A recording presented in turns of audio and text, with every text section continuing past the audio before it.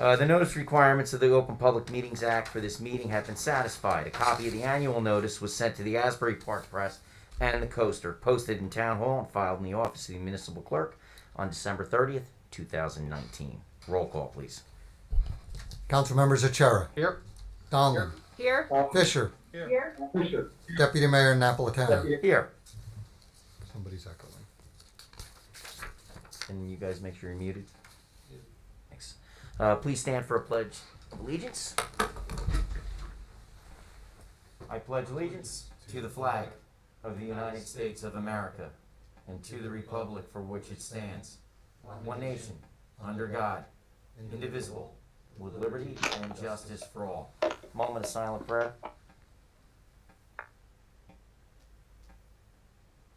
Please be seated. Go over the quick fire exit procedures. There are 2 emergency exits located on the wall to my right that will take you to the front of the building, and another to my left that will take you to the rear parking lot.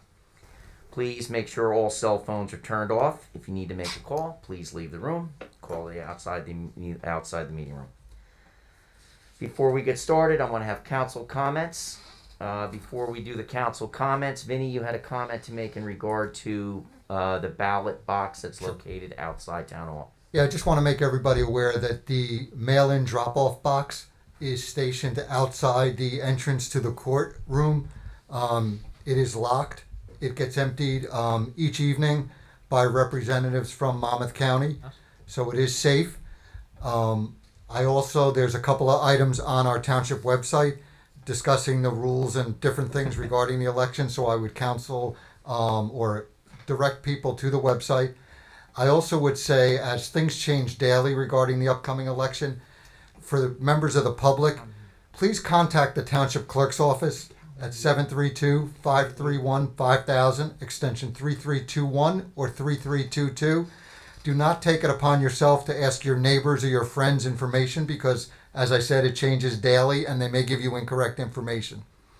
The final piece of the puzzle that will be happening tomorrow is we have had to restrict the number of polling locations that we have in Ocean Township. We will only have 4 active polling locations. So we've combined many of the districts into different locations. So that information will also be put on the township website. And you will also be getting information from Monmouth County telling you where to go and vote. So again, the main thing is the ballot box is open. It is secure. I would encourage people to not to wait. Fill out their ballot, bring it here to Town Hall, and drop it off in the box so it gets picked up by representatives from Monmouth County. Thank you, Deputy Mayor. And we want to make sure that they don't drop the ballots into the flag box out front either, right? That is correct. That has happened.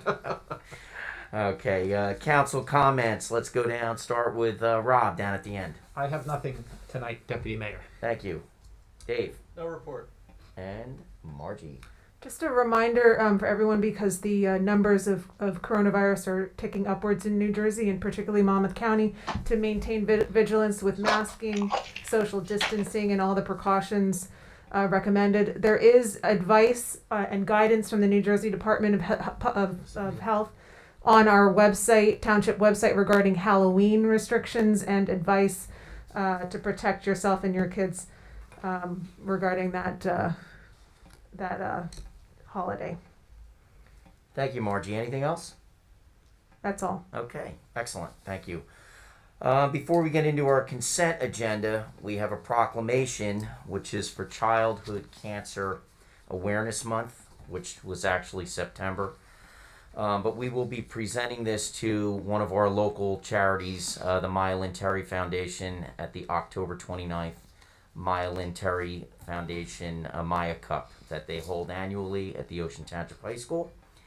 And this is a foundation that's near and dear to me. I've been on it since the beginning with our chairwoman, Kelly Terry, who has done a fantastic job with this Maya Lynn Terry Foundation, raised well over $500,000 and has doled out a lot of money to cancer survivor parents, pediatric warriors, and of course our angels that have passed away. I'd like to read this into the record because I do believe that it's that important that you know some of the statistics. whereas 43 children in the United States will be diagnosed with cancer each day, and whereas 1 out of 8 children diagnosed with cancer will not survive the disease, and whereas the types of cancers that affect children are most often very different from those that affect adults, and whereas childhood cancer is not just one disease, but it's made up of dozens of types of countless subtypes of cancer, and whereas childhood cancer spares no socioeconomic, ethnic, racial, or geographic class, and whereas pediatric cancer is the leading cause of death by disease in U.S. children under the age of 19, and whereas the causes of most pediatric cancers are largely unknown and not strongly linked, unlike adult cancers, and whereas 60% of childhood cancer patients will develop long-lasting chronic conditions as a result from treatment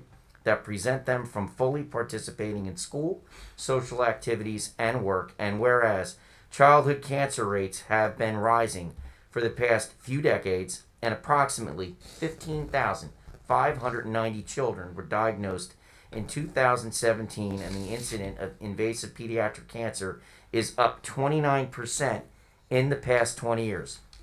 And whereas cancer kills more children than AIDS, asthma, cystic fibrosis, diabetes, muscular dystrophy, all combined. And whereas in the last 25 years, only 2 drugs have been specifically developed for children's cancer, and in the last 20 years, the FDA initially approved only 1 drug for any childhood cancer.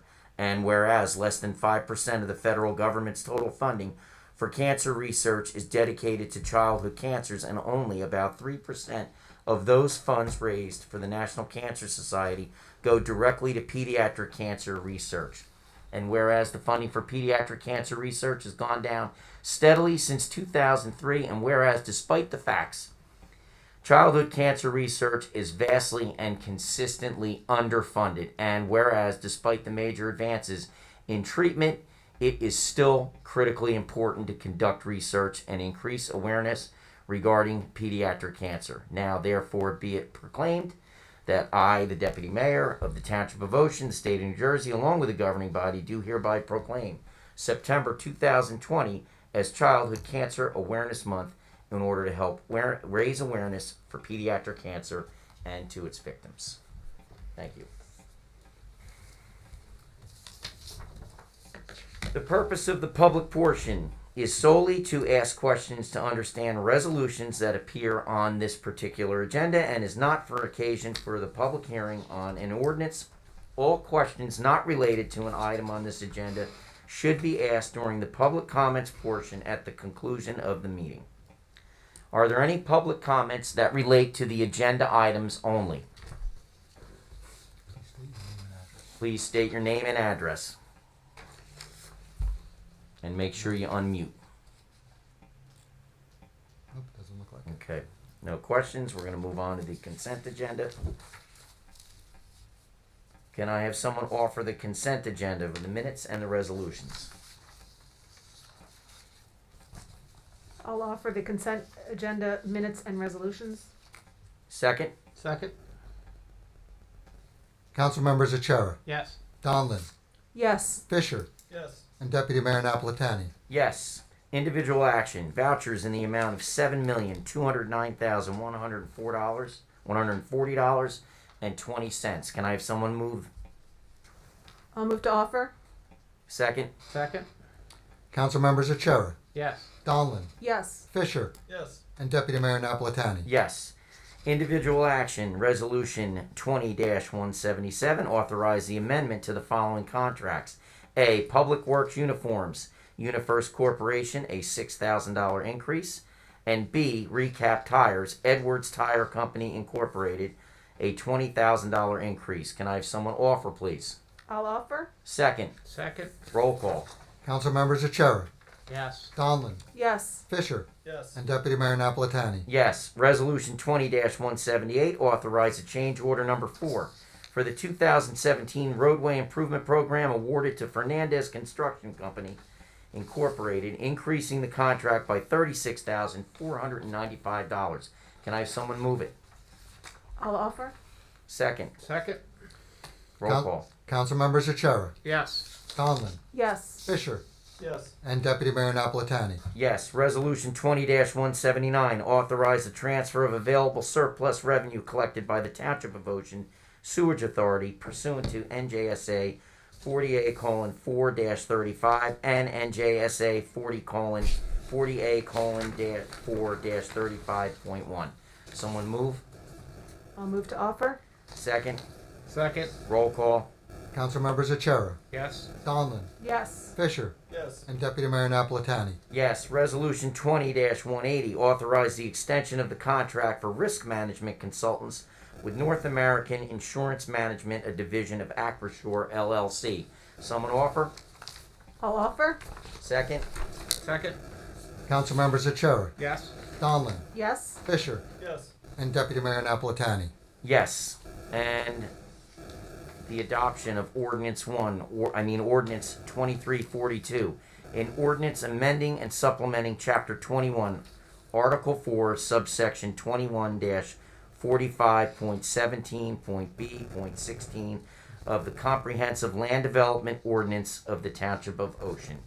Can I have someone open the public hearing on ordinance 2342? I'd like to make a motion to open the public hearing on ordinance 2342. Second. I'll second. Roll call. Council members Achara, Yes. Donlin, Yes. Fisher, Yes. and Deputy Mayor Napolitani. Yes. Any public comments? Any public comments? Please state your name and address. Seeing none. Seeing none, can I have someone close? No, Jackie. Hold on. Well, could you just explain that, outline it a little bit, the land development ordinance? Mike? Sure, it's just a change in the parking spaces that are allowed for houses of worship and for the amount of people that they just made it a little more restrictive. Made it larger, parking lots larger? No, they just made the numbers, right, a little more restrictive. Requirements. The requirements a little more restrictive. More restrictive? Yeah. Yes. Will there be less impervious ground cover for the parking lot? Is that what it involves? No, it has nothing to do with that. I don't think. Well, actually, okay, just to be clear, I'm sorry. okay, just to I be still clear, understand. hold on one second. Just to be clear, I think what we looked at, the current ordinance requires one space for each 2 seats. That doesn't change. And then it says one for each 72 inches on benches, and now it's reduced to 54 inches of benches. And then one parking spot, it used to say for each 100 square feet of gross floor area for assemblies and meeting rooms, and then it excluded some other uses. Now it's one parking space for each 50 square feet of gross floor area for assembly and meeting rooms, whichever is greater. So basically, they increased the Bottom number. line, more parking lot or less? Well, in theory, you're going to have more parking spots for a church or, if you meet these standards, more parking spots for new churches. I mean, it's not going to impact those existing facilities, though. Okay, all right. Any other Thank you. comments? Seeing none, do I have someone close the public portion of ordinance 2342? I'd like to make a motion to close the public hearing on ordinance 2342. Second. I'll second. Roll call. Council members Achara, Yes. Donlin, Yes. Fisher, Yes. and Deputy Mayor Napolitani. Yes. Can I have action on ordinance 2342? I would like to move to adopt ordinance 2342 and publish according to law. Second. Second. Roll call. Council members Achara, Yes. Donlin, Yes. Fisher, Yes. and Deputy Mayor Napolitani. Yes. Okay, this opens up public comments. Again, this doesn't have anything to do with the agenda. It's specifically for public comments that have to do with anything germane to the Township of Ocean. Just identify your name and address for the record. Yeah. Well, actually, Jackie Wenzel, 610 Deal Road. I did want to speak to the mayor this evening about the Ocean Township Bicycle and Pedestrian Network Plan. And I see he's not there this evening, so I think I may hold that until our next meeting, but maybe he can, update some information, so when we meet again, we can actually have a conversation about it. Hey, Vic is writing that down This for you. plan was developed in 2010, and it still remains on our township website, but it seems like many of the recommendations haven't really been met. And I guess my question would be, are we planning to do a revision of this 2010 plan to 2020?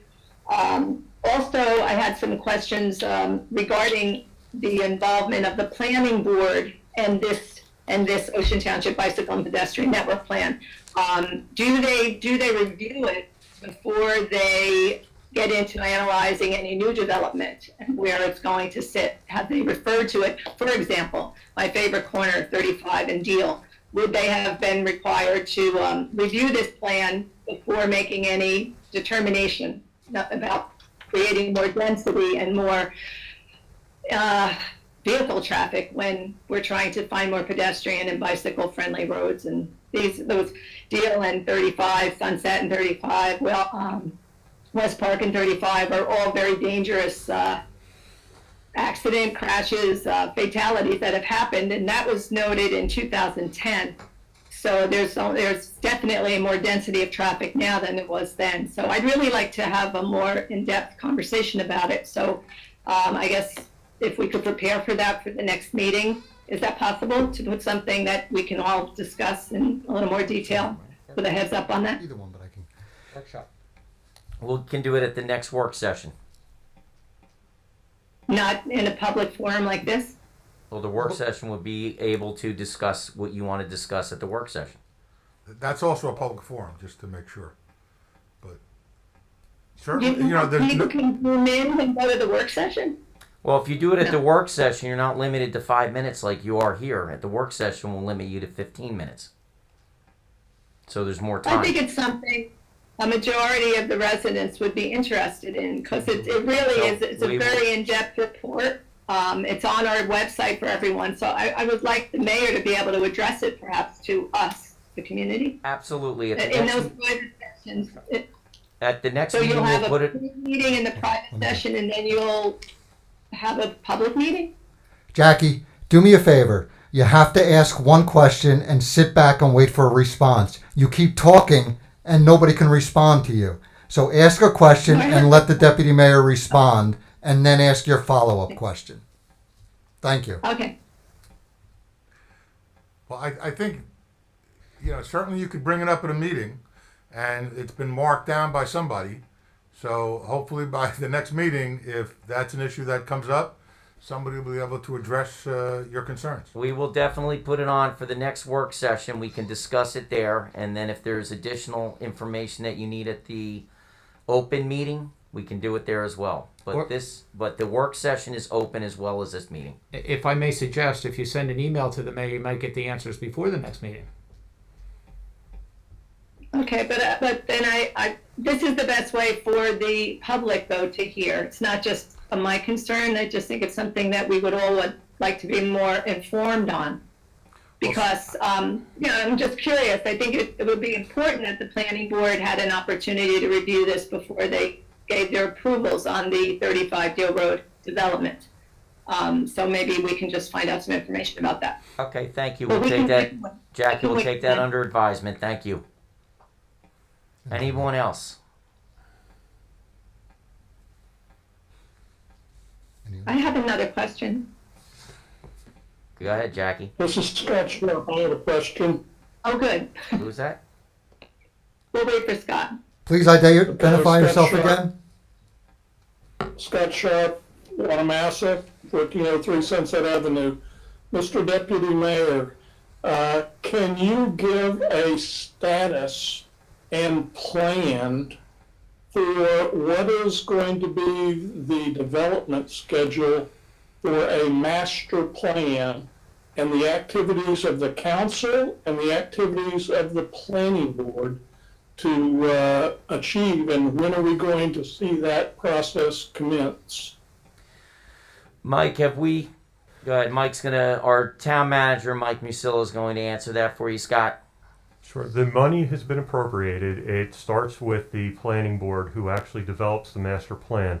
The problem is that they haven't had a meeting, and they're going to be doing virtual meetings. And I think, and I will get you an answer, and I'll get everyone an answer tomorrow about when the next meeting is that they're going to be able to discuss this.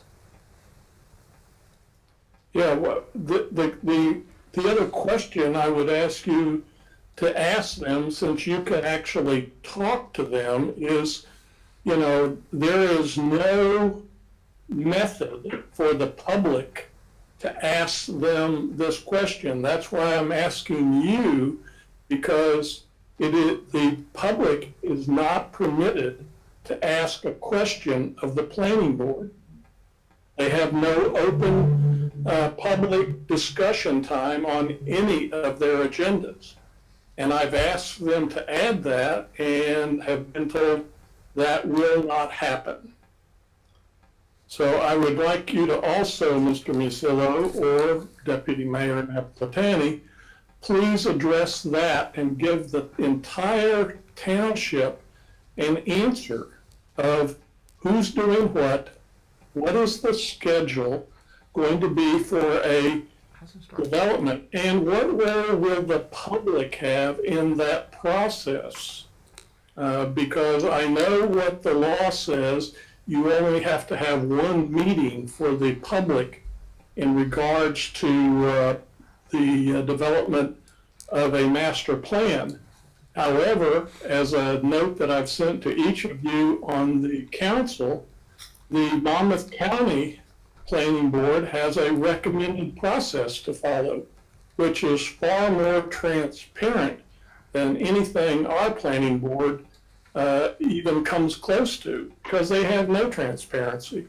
They don't allow the public to comment or ask them a question. Sure they do. So please clarify all of that, because I'm going to ask at the next council meeting as well.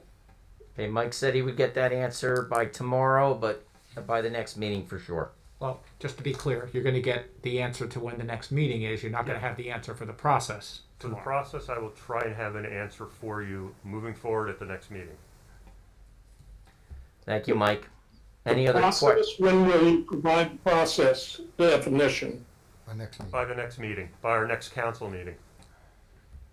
Next council meeting, all right. Thank you very much. And so it'll be on the agenda, Mike? Yeah, I'll put it on for an update. Please do. No Thank problem. you. I have a question about the transparency with the Once planning again, board. Jackie, Need your name and Jackie, address. you need to identify yourself for the record. Jacqueline Wenzel, 610 Deal Road. It's a quick question, but since you'll be preparing some information for Scott Sharp, perhaps we could find this out as well. Someone asked me a question, I couldn't answer it. They wanted to know the two planning board members that voted no to the Deal 35 project. What were the reasons they declined saying yes? Is that open to the public? Do we know why they said no? They don't Can we have find to, out? They don't have to state their reasons why they said no. Right, and basically, once again, that's not something that comes before the council. Typically, when the planning board members vote, they're not obligated to give their reasons for a yes or no. The resolution sets forth what the basis of either approval or denial is. But if they didn't set forth their reasons on the record, then they're not set forth. Actually, The Jackie, council would have no idea. yeah, this council wouldn't, but I think you could go back and look at the video. If I'm not mistaken, both of them did state their reasons. No, well, I was there. Okay. They didn't. They You sure? didn't. All right. I would just think that it's something, they're public servants, aren't they? They're our planning board. They should be able to, they should have had a sound reason for saying no, one that they are not embarrassed to share, no? No. Well, I'm just telling you what the law is, and the law is they're not obligated to state their reasons. And oftentimes, when votes are taken, they don't state reasons. Could we make a request? And who would I make that request to? The chairman? You're involved in a litigation with the planning board on that approval. I'm guessing you could raise a question in that litigation, but frankly, it would have nothing to do with the council. Okay. I thought you spoke for us. Thought I what? I thought the council spoke for the people.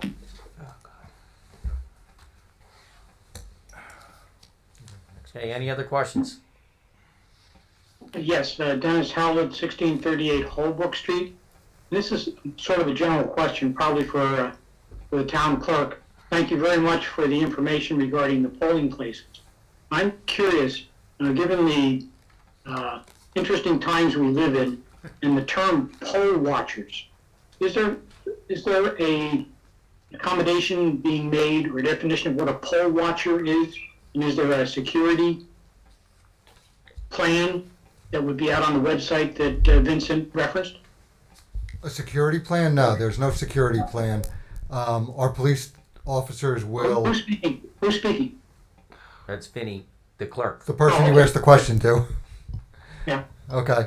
There is no special security plan. Our police department will do patrols in the 4 polling locations just to make sure everything is running smoothly. But that's the extent of what we're planning on doing at this time. And just to be a reminder that this time, virtually no one's really voting Correct. as you typically would at the polls. You can drop your ballot off, but the bottom line is, unlike your typical election, only people with disabilities can vote at the poll. Correct. In a regular That's election, not correct. People can go and do a provisional ballot there. Yeah, they can get They a can- provisional. It's going to be the same ballot you get at home. yeah, it's going to be dropping it off, but it's not going to No, be no. going into No, the booth. it's not dropped Hold on. off. You fill Hold it on. out there. If you didn't want Here's to what- send it in, you'd have to go and fill it out there. Dennis, here's what can happen. Okay. The day of election, if somebody goes to the polling location, the only people that are allowed to vote at the voting machine will be those individuals that are handicapped. If you go to the polling location and you have your mail-in ballot, you will be required to wait online, sign the books like you normally do, and and hand in your ballot only. You're not allowed to bring your spouses, your child's, or anything, because each person that hands in the ballot is required to sign the polling book. Okay? If you have not received a mail-in ballot and you wish to vote the day of election, you can do so by provisional ballot only. Right. But to be clear, Understand. provisional ballots are counted last. So it's actually better if you can put your ballot in the box itself. You can track it and make sure it's counted. You know, doing it last minute, day of election, bringing it in and doing a provisional ballot, it'll be counted, but it's the lowest level of timing for being counted. It'll be counted last minute. Right, I understand that. I understand what you said, and I agree with everything you just said. I was just curious about the thing called poll watchers, which is concerning, and there's really seems to be a definition of what that is. And I expect no problems here in Ocean Township, but you never know. Actually, Dennis, there's I think the official term is challenger. I don't know that it's called a watcher. Each party has the ability to have a challenger for each of the locations. So those are requested by the township and each of the individual parties, and they have to get permission from the county to be there. So that's the official term, challenger. I don't know if that's what you're referring to, but that's been going on for Yeah, I forever. think, and the challenger typically is credentialed by their party, and they have to present their credentials in order to be there as a challenger. Right, I agree with that, and you're correct, that's the proper term for it. But this ubiquitous poll watcher has been thrown around in the news and by certain folks, that people should go and make sure that the voting is done correctly. Now, if somebody shows up to say, I'm a poll watcher, Yeah, I don't know they what wouldn't that have a is. right I'm to just- be there as a poll watcher without credentials. I realize that. That's why I was asking if there was a provision for more security this time around. I'm not arguing with anybody, I'm just saying these are strange times. They certainly are that. To say the least. Okay, Any thank you other- very much, and wish us all good luck on Thank you. Thanks, Dennis. November 3rd. Any That's other it. questions? See, anybody? Anybody from the public?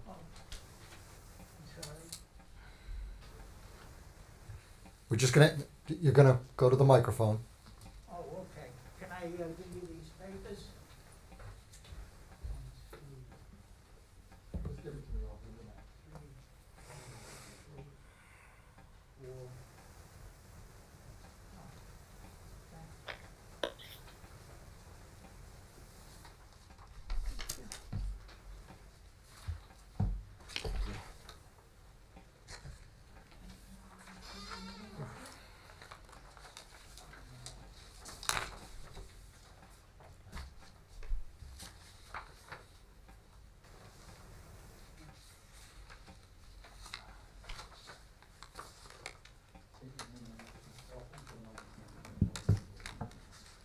Hi, this is James and Teresa Morrissey.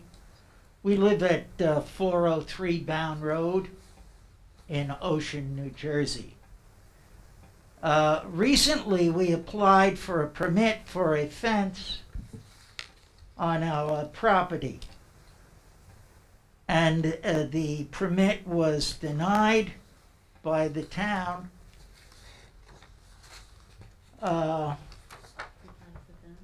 Because the fence was on the property line of a subdivision that Mr. Renaud had purchased from Mr. Russo.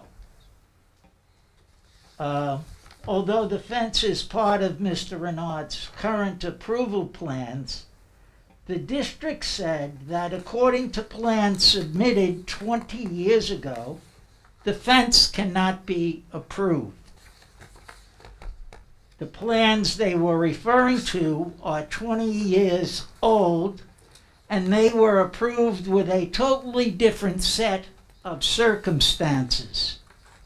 When these plans were submitted, Mr. Russo, the former owner, was subdividing the property to live on and putting the other two parcels into his daughter's names so that they could build their own homes on them. It made no difference to him that the driveway at 403 Bound Road, our present home, was to be shut and that a new access road be created for the three parcels. He was creating his own family compound, so it didn't bother him. However, that did not come to fruition, and 403 was sold to my wife and myself. The other two parcels were put up for sale, and Mr. Renaud purchased the property and is in the process of finishing the development of two homes on those parcels. I have given you copies of those plans showing the fence separating 403 and the other parcels on the property line. Mr. Renaud has no problem with where the fence is presently. Now, when we purchased the property, we fell in love with it because of its charm and historical significance. It was referred to as the poorhouse and is recognized in our local historical museum, which during the Great Depression, Susan Truex, which you have a picture of the property up here on the wall, took in up to 75 indigenous residents and served a meal to locals here every day. We have already lost our private driveway due to the easement and now need to share a common driveway with two other families. Now we are told that the fence needs to be moved in on our property 12 feet. And this will cost us a loss of property use of 2,016 square feet, which is a big loss. Our patio area where our family gathers for outdoor barbecues will be significantly reduced. We are a large family. Our immediate family is made up of 6 children, their spouses, and 12 grandchildren. That's 26 people. For us, this space is vital for the quality and enjoyment of our home. Our barbecue and patio area is on that side of our house and now will be facing that common driveway. What we're asking is if the board can alleviate this problem and let us leave the fence where it is. If in fact we are forced to move the fence, we would ask that we could only move it 6 feet instead of 12, contrary to the original easement plans. Mr. Renaud has already installed his utilities on the other side of the property line, and 6 feet is more than enough to plant shade trees. Mr. Renaud is not planning to plant maples or oaks. The tree he is planting are chandelier pear trees, which have a circumference of approximately 6 inches. This would be a win-win for all concerned parties. We would like to thank you, Mr. Mayor and board members, for your help in this matter. Thank you. I'm going to direct that one to our attorney, Marty Arbus, to answer that question. Well, I'm not sure if I can answer that question. It's something that is going to have to be reviewed. We've dealt with this property in the past. We've resolved some issues, some perhaps not to your satisfaction, but we've resolved them, I think, properly. And this is another issue that I don't really know until you've come here tonight. I don't know anything about. I'm reading this letter. It says there's a utility and shade tree easement. And if you're saying that's from a plan 20 years ago, then the probable proper way to do this, I would guess, would be to go back and ask that that condition be removed. I don't think this council has the ability to just say, yeah, forget it, don't worry about it. Frankly, I don't know more about it, but that would be my initial gut reaction, and I have a big gut, so. Pretty good. Excuse me? Can you have step to come up to the microphone, please? I'm sorry. Where would we go to do that? Well, when you got denied, I would say you go to whoever sent you the denial, which is the zoning officer, and then find out, say, if we want to change this, what do we have to do? You might have to go before whatever board it was that, this approval is based on. I don't really know the answer to that. But you said that it was based on a prior approval from 20 years ago. I know that Mr. Russo did have approvals, and if he put that on the approval and it's on a plan, they can't just say, okay, forget it. Somebody has to go in to that board that gave that approval and say, we want to make a change. And here's why, and maybe it makes sense, maybe it doesn't, but maybe it does. So I don't know the answer. So we go to the zoning board. I don't know if that was a zoning board approval or a planning board approval. Okay, why don't you back up? We only have one up there because, we want you all to say very healthy. Come on up. James Renard. The Address? original. Address? 405 and 407 Bound Road. So the original plan, well, what they're speaking of, had that 12-foot easement, which comprises 2-foot utility easement and then a 10-foot shade tree easement. So currently the fence is inside the 2-foot easement, the utility easement. So it's basically laying 2 feet into the property. The fence was there apparently back in 2015. So unfortunately there was never a permit for the fence. So this is what has unearthed this ugly situation. This property is fraught with ugly situations. Yeah, it's been a challenge, at least to say. So, we were all in agreement that, before this fence thing came up, that I was going to run the shade trees on the other side of the fence, which would, in essence, be on their property, but within that shade tree easement, not touching the fence. Now, the zoning department has denied it because, of course, it was never a permit applied for it, and also it is in the middle of that easement. So, of course, by moving that fence over the 12 feet, it would significantly reduce their property, usability. Well, I think the person to bring this up before is probably initially Ron Kirk. Okay. And say to Mr. Kirk, what do I have to do here to eliminate this restriction? The owner, doesn't have objection to it. We certainly want it. What can we do? And let him come up with an application or some kind of solution. But ultimately, this council, as wonderful as they are, can't really solve this problem. It has to be by the board that put that restriction on. Okay. So it was the planning board, I believe, that put the restriction in, the original. I'm leaving that to you. Whatever board gave the approval, put that restriction Well, 2001 would be the original approval from the board. in. Okay. And that, again, frankly, in 2001, I was the attorney for the board, but I don't really remember this. But the bottom line is that whatever First step board would that be was, Ronald Kirk. Yeah. Ron Kirk would be Ron the Kirk. guy to speak to. Okay. All right? Good luck. Thank you.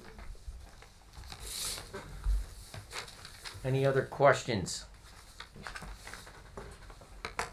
Make a motion to Seeing adjourn? here none. Motion to adjourn. Moved by Rob, second. Second, Council members Achara, Yes. Dahlman, yes. Fisher, Yes. Deputy Mayor Napolitani. Yes. Meeting adjourned.